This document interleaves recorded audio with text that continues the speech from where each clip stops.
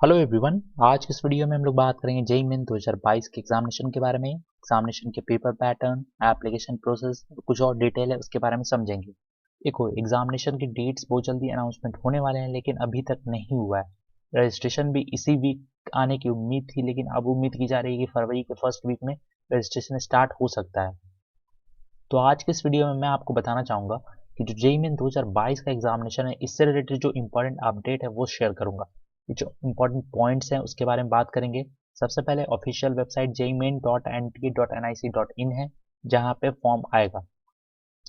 आपको बताना चाहूंगा 2021 में कुछ चेंजेस किए गए थे एग्जामिनेशन पैटर्न में।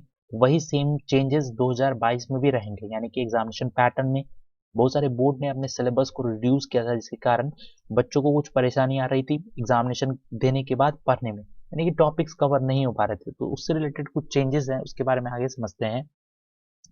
जेईई मेन एग्जामिनेशन 2021 में 4 बार कंडक्ट हुआ। एग्जामिनेशन स्टार्ट हुए आपके फरवरी, मार्च, अप्रैल और मई में होना था, लेकिन फरवरी मार्च में तो एग्जामिनेशन हुआ। उसके बाद जो अप्रैल मई का एग्जामिनेशन है वो अगस्त और सितंबर में कंडक्ट किया गया। लेकिन जो आपके एग्जामिनेशन है वो 4 सेशन में हुए। तो बच्चे एक सेशन में अपियर हो या फिर चारों सेशन में अपियर हो, वो आपके ऊपर डिपेंड करता है। आप चारों सेशन के एक बार फॉर्म फिलअप कर सकते हो या फिर बारी बारी करके फॉर्म फिलअप करोगे, क्योंकि एप्लीकेशन ओपन होता रहेगा। और जो उसमें से आपका बेस्ट स्कोर है उसको कंसिडर करके मेरिट लिस्ट प्रिपेयर किया जाएगा। अब आपको बताना चाहूंगा कि 2022 में जो जेईई मेन का एग्जामिनेशन है ये फरवरी में कंडक्ट होने वाला था, लेकिन आपको पता है कि 5 स्टेट्स में चुनाव है 10 फरवरी से, और 10 मार्च तक चुनाव चलेंगे। तो एग्जामिनेशन मार्च के मिड या फिर लास्ट में होगा, और अप्रैल, मई, जून इस तरह से एग्जामिनेशन होंगे 4 सेशन के लगातार। इसके अलावा जेईई मेन एग्जामिनेशन एक नेशनल लेवल एंट्रेंस एग्जामिनेशन है, जो कि आपको अंडर ग्रेजुएट इंजीनियरिंग के कोर्सेज में एडमिशन देता है। कहाँ पे? आईआईटीज, ट्रिपल आईटीज और जीएफटीआईज, और जेईई एडवांस क्लियर करते हो तो आपको आईआईटीज में एडमिशन मिलता है। आपकी जो परफॉर्मेंस है उसको देखते हुए आप एलिजिबल होते हो जेईई एडवांस में। अगर आप कट ऑफ क्वालिफाई कर लेते हो और आपका रैंक 1 से लेकर 2,50,000 के अंदर होता है, तो आप जेईई एडवांस के लिए एलिजिबल होते हो। अब जेईई मेन के एग्जामिनेशन पैटर्न में चेंजेस किए गए हैं, जिसमें आपको बताना चाहूंगा कि 2021 में भी वही पैटर्न है जो 2022 में रहने वाला है। मल्टीपल चॉइस क्वेश्चन होंगे, ये आपको पता है। साथ में न्यूमेरिकल वैल्यू बेस्ड क्वेश्चन भी है। अब देखो, जो मल्टीपल चॉइस जो क्वेश्चन है इसमें 4 मार्क दिए जाते हैं, और जो आपका न्यूमेरिकल वैल्यू बेस्ड क्वेश्चन है इसमें भी 4 मार्क दिया जाता है। डिफरेंस इतना है कि न्यूमेरिकल वैल्यू बेस्ड क्वेश्चन में कोई निगेटिव मार्किंग नहीं है, सिर्फ उसमें आंसर लिखना होता है। और जो मल्टीपल चॉइस है, अगर आप इनकरेक्ट करोगे तो 1 मार्क डिडक्ट कर लिया जाएगा। बीटेक के पेपर की बात कर रहा हूँ। जेईई मेन 2021 में 300 नंबर का एग्जामिनेशन हुआ। फिजिक्स के 100, केमिस्ट्री के 100 और मैथमेटिक्स के 100। इसी तरह से 2 और पेपर हैं, एक है बी आर्क और बी प्लानिंग का, जिसमें भी मल्टीपल चॉइस क्वेश्चन होते हैं, साथ में न्यूमेरिकल वैल्यू बेस्ड क्वेश्चन होते हैं। और बी आर्क पेपर और बैचलर ऑफ प्लानिंग पेपर दोनों अलग अलग पेपर है। तो बी आर्क का जो पेपर है इसमें आपके 3 सेक्शन होते हैं, मैथमेटिक्स, एप्टीट्यूड टेस्ट और ड्राइंग टेस्ट। ड्राइंग टेस्ट के लिए आपको शीट दिया जाता है और कलर सब और पेंसिल सब लेके जाना होता है। और बी प्लानिंग के लिए आपका मैथमेटिक्स, एप्टीट्यूड टेस्ट और प्लानिंग बेस्ड क्वेश्चन पूछे जाते हैं। क्वेश्चंस की बात करें तो बीटेक के लिए मैं आपको बता दूं, फिजिक्स में 30, केमिस्ट्री में 30, मैथमेटिक्स में 30 होते हैं, जिसमें से 25 क्वेश्चन आपको बनाने होते हैं। टोटल 90 क्वेश्चन आता है, 75 क्वेश्चन मैंडेटरी है।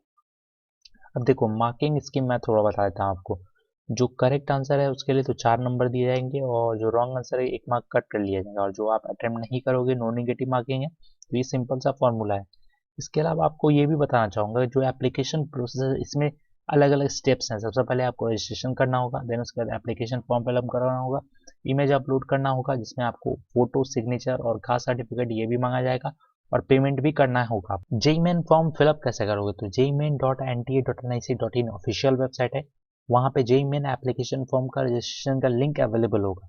देन उसके बाद वहां पे रजिस्ट्रेशन के लिंक पे क्लिक करते ही न्यू रजिस्ट्रेशन करना है। देन वहां पे रजिस्ट्रेशन करने के बाद लॉगिन करना है, एप्लीकेशन फॉर्म फिलअप करना है, पर्सनल डिटेल फिलअप करना है, क्वालिफिकेशन डिटेल फिलअप करना है। उसके बाद आपको अपना फोटो और सिग्नेचर को अपलोड करना है। देन उसके बाद फी पेमेंट करना है और सबमिट कर देना है। सबमिट के बाद कंफर्मेशन पेज आएगा, उसे डाउनलोड कर लेना है। अब देखो, पैटर्न चेंज, यानी कि एग्जामिनेशन के जो पैटर्न है वो चेंज किए गए थे 2021, या फिर जो उसके बाद ही सब कुछ चेंज हुआ है। 30 क्वेश्चंस होते हैं आपके पास, जिसमें से आपको 25 सॉल्व करना आता है। अब मैं आपको बताऊं, 30 ऑप्शनल क्वेश्चन होते हैं, यानी कि 10 फिजिक्स में, 10 केमिस्ट्री में और 10 मैथमेटिक्स में, जो कि आपका न्यूमेरिकल वैल्यू बेस्ड क्वेश्चन होता है, जो कि अलग होता है। उसमें कोई भी निगेटिव मार्किंग नहीं होता, तो उसमें सिर्फ आपको पाँच ही क्वेश्चन बनाने होते हैं। तो आपके पास अगर देखा जाए तो 5 4 जा 20, 20 मार्क्स आपके सही होने के चांसेस रहते हैं, क्योंकि वहाँ पे नेगेटिव मार्किंग होगा नहीं। आप अगर गलत भी लिखोगे तो वहाँ पे कोई मार्क कटेगा नहीं, तो ये अच्छी बात है। अब मैं आपको एक केस के बारे में बताना चाहूँगा। अगर कोई आपको बोलता है कि मैं आपके जेईई मेन एग्जामिनेशन क्वालिफाई करवा दूंगा या फिर एडमिशन दिलवा दूंगा एनआईटीज, आईआईटीज या फिर जीएफटीआईज में, तो आप इस बात को बिल्कुल मत मानना। मैं आपको एक केस बताना चाहूँगा। 30 अक्टूबर का ये आर्टिकल है। जेईई के कैंडिडेट हैं एक आसाम में, जिन्होंने 99.8 परसेंटाइल स्कोर किया। तो इसमें क्या हुआ कि उनके फादर को और कुछ लोगों को और उनको अरेस्ट कर लिया गया। अब ऐसा क्यों हुआ सो समझते हैं। अब देखो, जेईई मेन का टॉपर था जो कि आसाम से था, इनका नाम था नील दास। इन्होंने 99.8 परसेंटाइल स्कोर किया। देन उसके बाद में पता चला कि इनके जगह पे कोई और बच्चा बैठा है, इनकी जगह पे कोई और बच्चा एग्जामिनेशन दे रहा है, और इसी के वजह से इनके फादर को और 3 और लोग को अरेस्ट किया गया इसी के कारण, क्योंकि वो चीटिंग किया कर रहा था।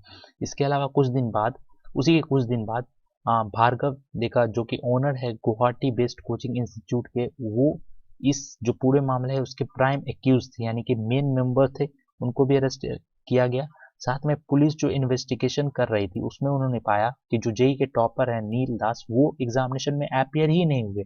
और रिकॉर्डेड फोन कॉल में ये कन्वर्जन में पाया गया कि जो नील दास है उसके बदले में उसका जो फ्रेंड है वो प्रॉक्सी के तौर पे एग्जामिनेशन दे रहा है, यानी कि वो बच्चा एग्जामिनेशन नहीं दे रहा, कोई और बच्चा एग्जामिनेशन दे रहा है, जो कि उसके रोल नंबर और उसके नाम पे वो एग्जामिनेशन दे रहा है। तो ये कुछ चीटिंग की गई, जिसके वजह से ये पूरा स्कैम सामने आया है। तो कोई भी आपको अगर इस तरह का कहता है कि हम आपको एग्जामिनेशन पास करवा देंगे या फिर वो करवा देंगे, तो उस पर विश्वास बिल्कुल मत करना है, क्योंकि जब पुलिस अरेस्ट कर लेती है आपको, तो आपके करियर पूरे बर्बाद हो जाते हैं, डिस्ट्रॉय हो जाते हैं। आप कहीं भी एग्जामिनेशन नहीं दे पाओगे, कोई भी एडमिशन नहीं ले पाओगे। तो इस बात का ध्यान रखना। तो ये पूरा अपडेट था आप जेई मेन को लेकर। ये हमारा टेलीग्राम चैनल है, जाके ज्वाइन कर सकते हो वीडियोस के अपडेट के लिए। लिंक डिस्क्रिप्शन में या फिर टेलीग्राम ऐप में सर्च कर लो @pallavasu films। चैनल के सपोर्ट के लिए सब्सक्राइब बटन दबा देना, बेल आइकन को प्रेस कर देना, इस वीडियो को लाइक कर देना, शेयर कर देना। So thank you for watching. Thank you.